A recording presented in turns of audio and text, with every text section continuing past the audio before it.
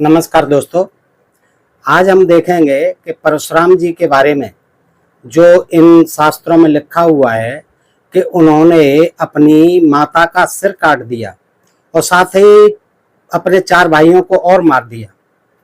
तो ये जघन्य कृत्य जो है उन्होंने क्यों किया दोस्तों, इसके पीछे की कहानी क्या है और क्या इसमें सच्चाई है दोस्तों, कितनी सच्चाई है, तो आज हम इसको देखेंगे। क्योंकि परशुराम को इस कृत्य के लिए ज्यादातर विवादित बना दिया जाता है कि उन्होंने जो है अपनी माता का सिर काटा था। क्यों काटा था, तो कोई तो वजह रही होगी। आज हम इसको देखते हैं महाभारत से दोस्तों। ये देखिए महाभारत है, ये द्वितीय खंड है, गीता प्रेस गोरखपुर है। इसमें 16वां अध्याय है। इसमें दिया हुआ है कि पिता की आज्ञा से परशुराम जी का अपनी माता का मस्तक काटना। देखिए क्या कहानी थी इसके पीछे, क्या कारण था, क्या वजह थी दोस्तों, मैं आपको बताता हूँ। इसको समझने की कोशिश करते हैं कि परशुराम जी के ऊपर ये आक्षेप क्यों लगाया जाता है। तो देखिए ये जो है इसमें 16वें अध्याय में है और ये वन पर्व है। इसमें जो है अकृत व्रण, कोई ऋषि हैं अकृत व्रण, वो युधिष्ठिर को ये कथा सुना रहे हैं। तो युधिष्ठिर ने पूछा कि फिर राजा प्रसेनजित के पास जाकर जमदग्नि मुनि ने उनकी पुत्री रेणुका के लिए कैसे याचना की और कैसे जो है उन्होंने अपनी माता का मस्तक काटा।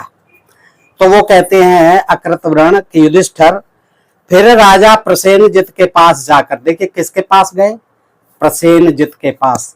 कौन था ये राजा, कौशल नरेश, क्षत्रिय राजा था। प्रसेनजित के पास जाकर जमदग्नि मुनि ने उनकी पुत्री रेणुका के लिए याचना की, भीख मांगी और राजा ने मुनि को अपनी कन्या ब्याह दी। राजा भी देखिए कितने दयालु होते थे कि इन जो है साधु सन्यासियों को, जो ऋषि मुनि होते थे, तपस्वी होते थे, जंगलों में रहते थे, उनको अपनी कन्या राजकुमारियों को ब्याह देते थे। ये देखिए कैसा उनका जो है कलेजा था क्षत्रियों का कि वो अपनी राजकुमारियों को ये हाथ मांगते थे। पता नहीं क्यों इनके ब्राह्मणों में क्यों नहीं शादियां होती थी, क्यों नहीं लड़कियां मिलती थी, कोई तो वजह होगी। ये क्षत्रियों की ही कन्या क्यों मांगते। ऐसे ही ये जमदग्नि महाराज ने तो इनको मांगा है, लेकिन इससे पहले जो है वो गादी महाराज से सत्यवती का हाथ मांगा था और ऋचिक ऋषि ने, और जब ही तो ये जमदग्नि पैदा हुए थे तो सत्यवती से। और ये जमदग्नि भी अब जो है जाकर के प्रसेनजित के पास उनकी पुत्री रेणुका के लिए याचना करते हैं और राजा ने मुनि को अपनी कन्या ब्याह देते हैं। और राजा अपनी रेणुका कन्या को इन ब्राह्मण मुनि यानी जमदग्नि महाराज को ब्याह देते हैं, उनके साथ शादी कर देते हैं। भृगुकुल का आनंद बढ़ाने वाले जमदग्नि राजकुमारी रेणुका को पत्नी रूप में पाकर आश्रम पर ही रहते हुए उसके साथ तपस्या करने लगे। रेणुका सदा सब प्रकार से पति के अनुकूल चलने वाली स्त्री थी। यहाँ दोस्तों आपने ये देखा कि गादी महाराज की पुत्री सत्यवती को ऋचिक ब्राह्मण ने मांगा था और उससे ये जो है पैदा हुए कौन, ये जमदग्नि महाराज। और जमदग्नि ने भी फिर क्षत्रिय कन्या को, प्रसेनजित की कन्या को मांगा, उनसे विवाह किया। तो ये परशुराम आदि 4 भाई 5 भाई जो पैदा हुए रेणुका से। तो दोस्तों ये किस तरह से ब्राह्मण होते हैं, ये ब्राह्मण नहीं होते हैं।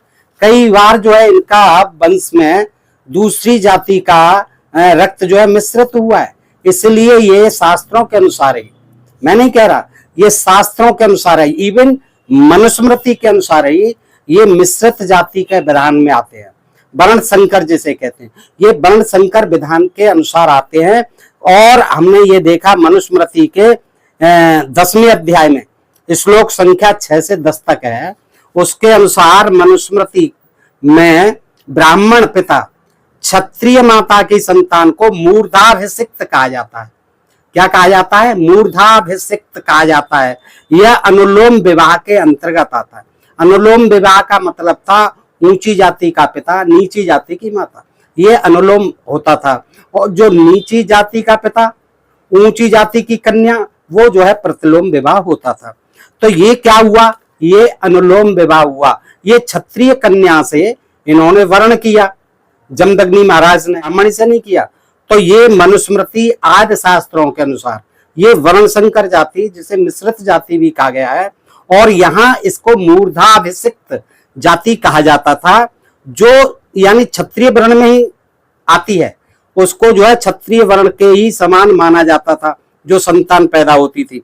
लेकिन वे ब्राह्मण पिता के कारण, क्योंकि माता की जाति क्षत्रिय थी तो उनको क्षत्रिय ही माना जाता था, लेकिन चूंकि पिता उनके ब्राह्मण होते थे, इसलिए उनको पठन पाठन अध्ययन करने में ये जो है उनमें कुछ विशेष अधिकार हो जाते थे।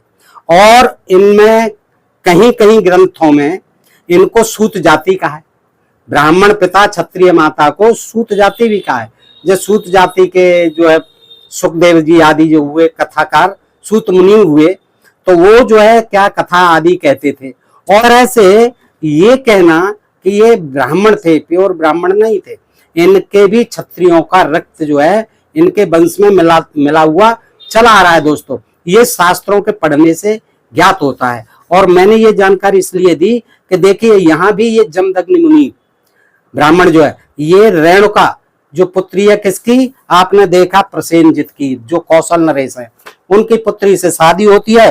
और फिर जो है जमदग्नि राजकुमारी रेणुका को पत्नी रूप में पाकर आश्रम पर रहते हैं, और उनसे ही इनके फिर 5 पुत्र होते हैं। इनके गर्भ से क्रमशः 4 पुत्र हुए, फिर 5वें पुत्र परशुराम जी का जन्म होता है। देखिए, और अवस्था की दृष्टि से भाइयों में छोटे होने पर भी वे गुणों में उन सबसे बढ़े चढ़े थे। ये मैं आपको महाभारत द्वितीय खंड से सुना रहा हूं। तो एक दिन जब सब पुत्र फल लाने के लिए वन में चले गए, तब नियम पूर्वक उत्तम व्रत का पालन करने वाली रेणुका स्नान करने के लिए नदी तट पर गई। यानी इधर जो है सभी पुत्र फल लाने के लिए चले जाते हैं आश्रम से, तो वो क्या करती हैं, स्नान करने के लिए नदी के तट पर जाती हैं। फला आरेषु सर्वेषु गते सुतेषु वै रेणुका स्नात मगमगतः कदांचन यत व्रतः। 5वां श्लोक है कि एक दिन जब सपुत्र फल लाने के लिए जाते हैं और उत्तम नियम का व्रत पालन करने वाली रेणुका नहाने के लिए, स्नान करने के लिए नदी तट पर जाती हैं।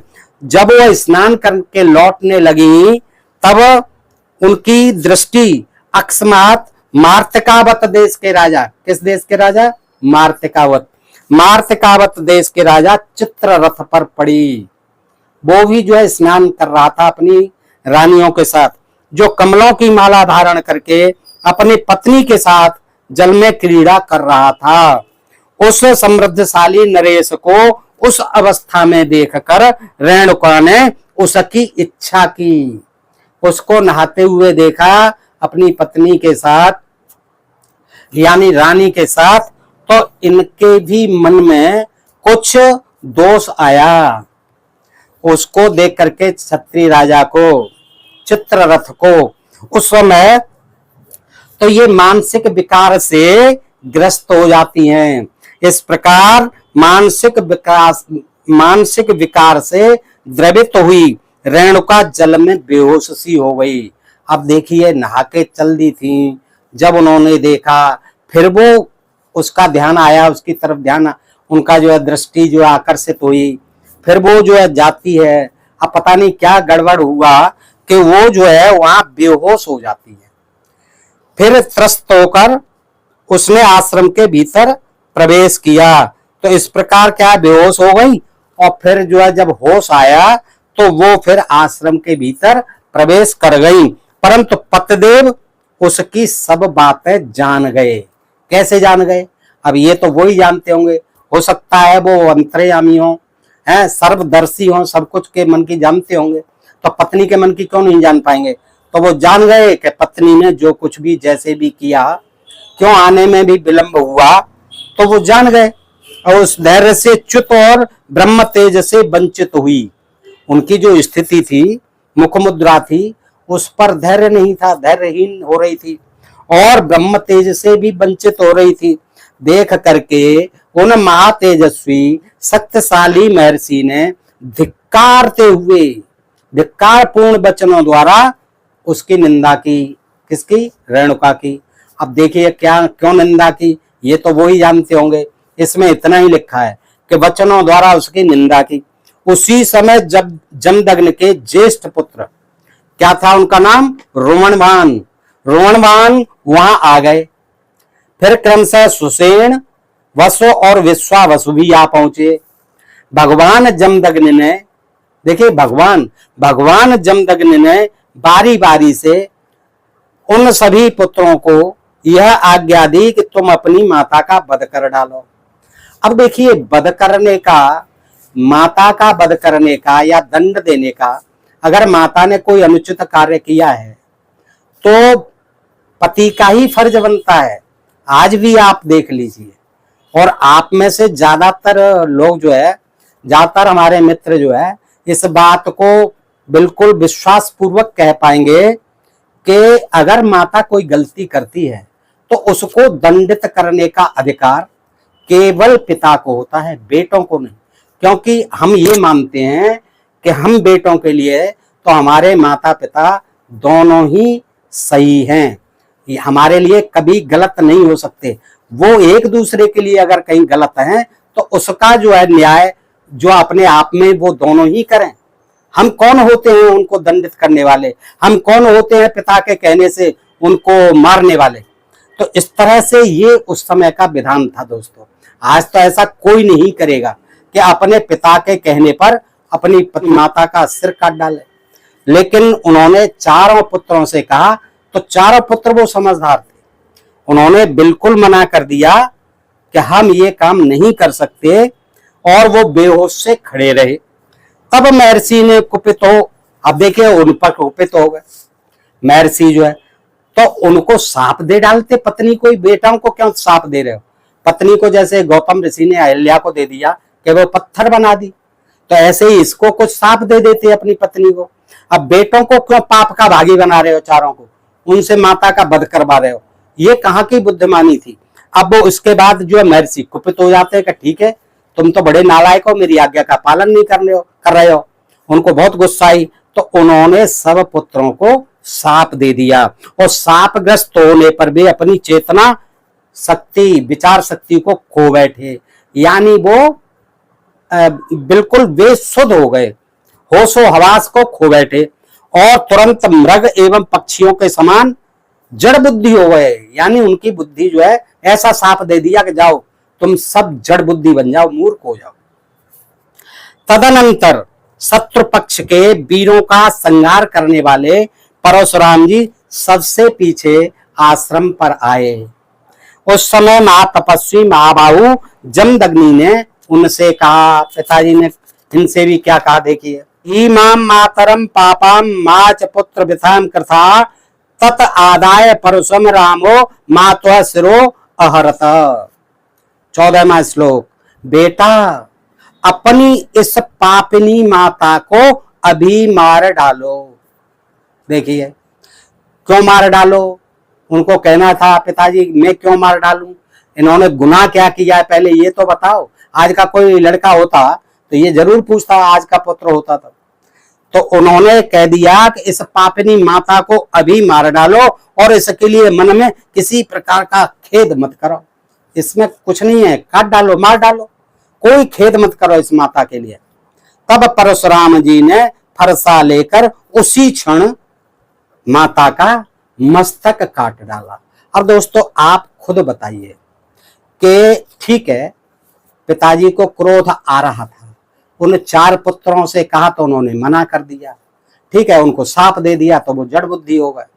लेकिन परशुराम जी को कम से कम ये तो पूछना था, आए थे आश्रम पर तो तुरंत उन्होंने कहा कि काट डालो उनका सिर जो है, तो फरसा से काट डाला।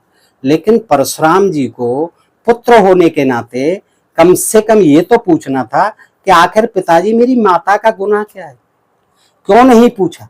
इसका मतलब परशुराम जी में चिंतन शक्ति नहीं थी। पूछना था, काट देते बेशक, इतने आज्ञाकारी थे तो, लेकिन कम से कम ये तो पिता से पूछना था कि पिताजी मेरी माता का गुनाह क्या है, और आपको कटवाना ही है तो आपको भी तो काट सकते हो, मुझसे क्यों ये जघन्य अपराध करवा रहे हो? ये महान पाप करवा रहे हो। अरे जिसने मुझे जन्मा है 9 महीने कोख में रखा है, पाल पोस के बड़ा किया है, क्यों मैं मार डालूं?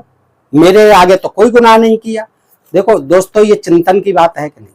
आज कोई अपनी माता को पिता कह दे कि काट डाल बेटा, तो काट डाले, तो फिर आजीवन कैद की सजा होगी, कम से कम उसे जेल में सड़ता रहेगा जिंदगी कानून।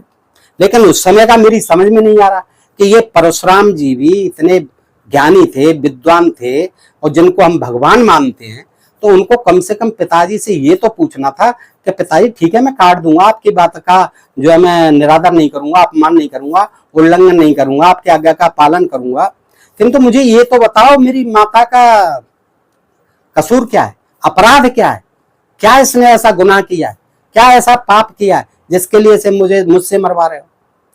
लेकिन दोस्तों, परशुराम जी ने आप देखा और अपनी बैठी हुई माता पर फरसा चला दिया और उसी क्षण माता का मस्तक काट डाला। महाराज, इससे महात्मा जमदग्नि का कोप सहसा शांत हो गया, एकदम शांत हो गया उनका कोप जो है। अब तो शांत तो ही जाना है, कटवा दिया बेचारी को, है ना। और उन्होंने प्रसन्न होकर कहा, बड़े खुश हुए, उनको तो साप दे दिया, इनसे बड़े प्रसन्न हो गए।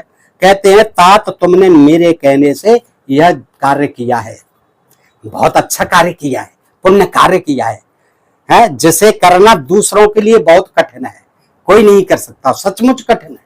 कोई भी बेटा कितनी ही बुरी माता हो, कितना ही बुरा बेटा हो, लेकिन अपनी माता को इस तरह से नहीं काट सकता। हाँ, उसका गुनाह अगर मालूम पड़ जाए कि हाँ इसने ऐसा गुनाह किया है जिससे कि हमारी जो है बदनामी होगी समाज में, तो एक बार को ये सोचा भी जा सकता है कि उसने काट डाला या मार डाला। आज भी कई कांड जो है ऐसे हो जाते हैं।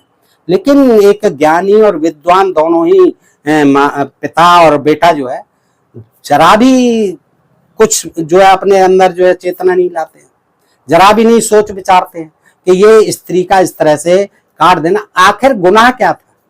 वो उससे भी नहीं पूछा कि तू लेट क्यों आई, क्या हुआ था, कुछ नहीं पूछा। उन्होंने अपने मन से ही जो उसे अपराधी मान लिया।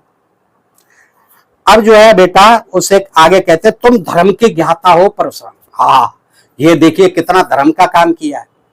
तुम्हारे मन में जो जो कामनाएं हो उन सबको मांग लो, तुम्हारे अब जो मांग लो। अबे भाई, जे तुमने घर में सत्यानाश करवा दिया है, अब कह रहे हो कि तुम्हारी जो कामना है, एक कामना तो आपकी थी, कामनाएं हो उन सबको मांग लो। अब देखो क्या परशुराम जी की कामना थी।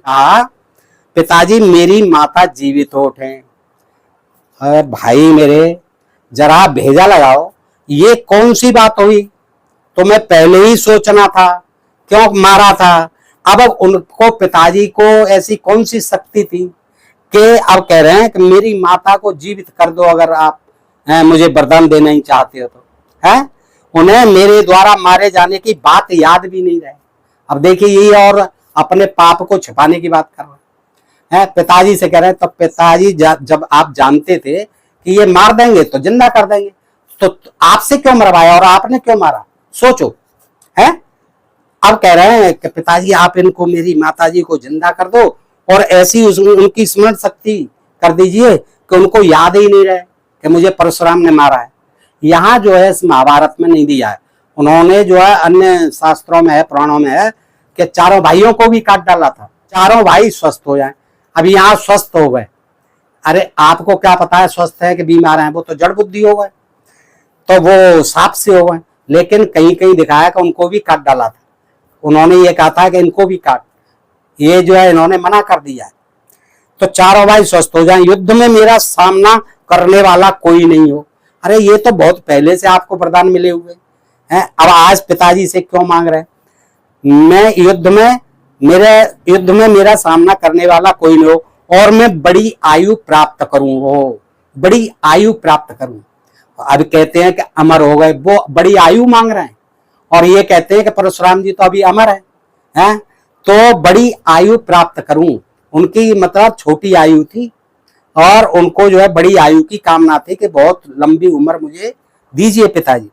भारत महातपस्वी जमदग्नि ने वरदान देकर उनकी बेसभी कामनाएं पूर्ण कर दी, अर्थात माता को भी जीवित कर दिया, है, और भाइयों को भी जीवित कर दिया और इनको भी बड़ी उम्र दे दी। तो इस प्रकार से दोस्तों आपने देखा कि ये कहानी किस तरह से इन्होंने लिखी है शास्त्रों में, और एक कहानी को कई तरह से कई शास्त्रों में लिखा गया है। इस प्रकार हम इन शास्त्रों से किसी निष्कर्ष पर नहीं पहुंच सकते, केवल इनके अनुसार ही हम ये निश्चय कर सकते हैं कि परशुराम जी कौन थे, माता कौन थी और उन्होंने क्यों उनको मारा था। ये सब आपने इसमें देखा। अब आप स्वयं निर्णय करिए कि इनमें कितनी सच्चाई है। मुझे तो नहीं लगता कि इनमें कोई सच्चाई है कि कोई माता को मार दे, भाइयों को मार दे, काट दे और फिर वो जीवित हो जाए, ऐसी कोई शक्ति नहीं होती। अगर जमदग्नि महाराज में ये शक्ति होती तो उनको उसके पुत्र कैसे मार गए थे ससुराबाहु अर्जुन के? उनको सवाल ही नहीं था मारने का, है? वो तो स्वयं जो है अमर थे, मरते ही नहीं, क्योंकि वो जब इतने लोगों को, और फिर क्यों ही उन्होंने मरवाया था? जब उनको जीवित ही करना था तो क्यों ही उनको मरवाया था? क्यों ही परशुराम ने मारा था? और क्यों परशुराम से ये जघन्य अपराध करवाया था, जिसके कारण आज तक उनको मातृहंता कहते हैं। तो दोस्तों ये कहानी थी, मैंने आपके सामने रखी। अब आप स्वयं विचार कीजिए कि आप इस कहानी से क्या शिक्षा मिलती है, आपको क्या सीख पाते हैं दोस्तों। और अपने प्रिय चैनल डीएमपी को आप सब्सक्राइब कर लें। जिन मित्रों ने सब्सक्राइब नहीं किया उनसे मेरा विनम्र अनुरोध है कि चैनल को सब्सक्राइब अवश्य कर लें, ताकि हम ऐसी ही कथा कहानियाँ जो हमारे शास्त्रों में भरी पड़ी हैं और जिनसे आज भी तमाम अंधविश्वास, पाखंड, जातवाद, ऊंच नीच, छुआछूत तमाम समाज में आज भी फैल रहा है, इनको पढ़ पढ़ के लोग फैला रहे हैं। तो इनसे हमें निजात पानी चाहिए और वैज्ञानिक चिंतन होना चाहिए हमको। और आज हम सबको इन चीजों से उबर करके सच्चा भारतीय बनना चाहिए, हमारे अंदर राष्ट्रवाद होना चाहिए। तभी हम अपने देश को विकसित देश बना सकते हैं, वैज्ञानिक देश बना सकते हैं। अन्यथा हम इन्हीं कथा कहानियों में उलझे रहकर, इन्हीं जातिवाद और तमाम छुआछूत, ऊंच नीच में, अंधविश्वास और पाखंड में फंसे रहकर अपना और अपने देश का कोई भला नहीं कर सकते। दोस्तों आप सबके लिए हृदय से आभार, नमस्कार, जय हिंद, जय भारत दोस्तों।